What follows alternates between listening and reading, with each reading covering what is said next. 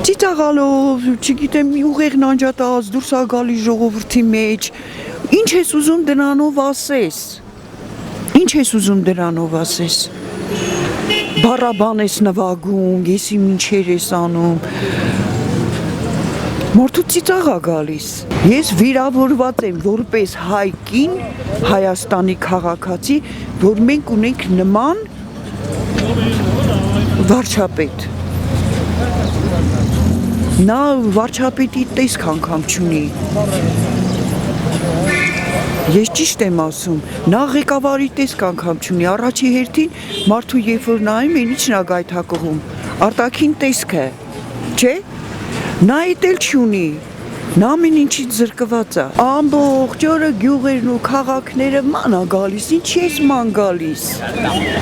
Դու չես զգում, որ ժողովրդի շատը քո վրա ա ծիծաղում, քեզ ձեռք են առնում։ Դու չես ամաչում։